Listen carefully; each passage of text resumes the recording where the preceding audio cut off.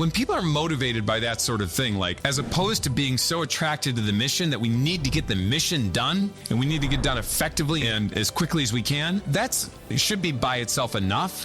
But if a person is saying, I want to do this because I want to conjure up some sort of aura and godlike image, you know that pride is going to get in the way, and at some point it's going to knock things down.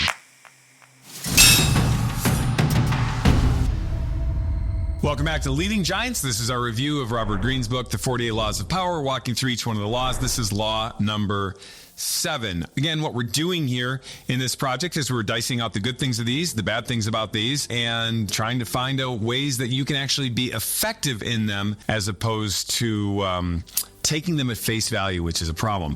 All right, law number 7. Get others to do the work for you, but always take credit. Use the wisdom, knowledge, and legwork of other people to further your own cause. Not only will such assistance save you valuable time and energy, it will give you a godlike aura of efficiency and speed. In the end, your helpers will be forgotten, and you will be remembered. Never do yourself what others can do for you. Now, at face value, this law, get others to do the work for you, but always take credit, is heinous. It's very bad leadership. Interestingly enough, though, the judgment is like 95% on. So when he goes into it further, this is one of the reasons that, if you read the book, and he goes into the whole Tesla versus Edison thing, which is kind of a well-known story too. There's been documentaries on it, as he goes into the balance of the particular story right here. And there's some good lessons in there actually, where, Tesla was doing all sorts of work. Edison was a little bit better at the promotion of certain things. In fact, I believe that's one of the reasons that Musk actually called Tesla Tesla, not only because of the AC power, but also I think because, he wanted to make a name known that was suppressed for many years and not known by too many people, even though he's a brilliant mind. So anyway, let's break this down. Use the wisdom, knowledge, and legwork of other people to further your own cause. Actually, anybody who's an entrepreneur who builds a business needs to do that. The term in here that's a little bit difficult is use, because nobody wants to be used. Employ, engage, attract, contract the wisdom, knowledge, and legwork of other people to further your own cause is absolutely great. But it's much better when you make it their cause also. When people get tied into what it is that you want to do, so they all become a part of the mission that you're doing, this is really an essential thing. Not only will such assistance save you valuable time and energy, will give you a godlike aura of efficiency and speed. You know what? There's actually something kind of true about that.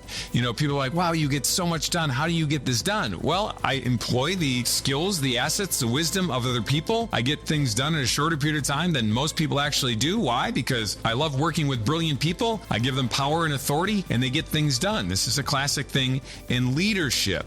What the godlike efficiency and speed, this is where Robert Greene, again, I'm going to make it a benign thing, is like, I guess if you're trying to build that aura, but when people are motivated by that sort of thing, like as opposed to being so attracted to the mission that we need to get the mission done and we need to get done effectively and as quickly as we can, it should be by itself enough.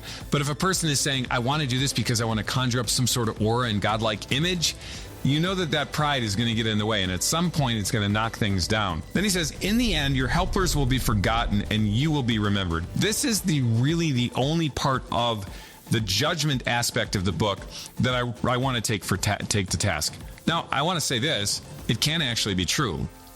And many times it is. Most people remember Henry Ford, but they don't remember the people who helped build the cars that he built. In that case, there's all sorts of proof, many examples of it, where people would say that. But I think to the degree that the leader is a great leader, they want as many people to be remembered as they possibly can. So if you are a leader, I think when you hoard recognition, you weaken your ability to attract further members as you go down the line. The other thing too is that you expand your power when you expand your power through other people.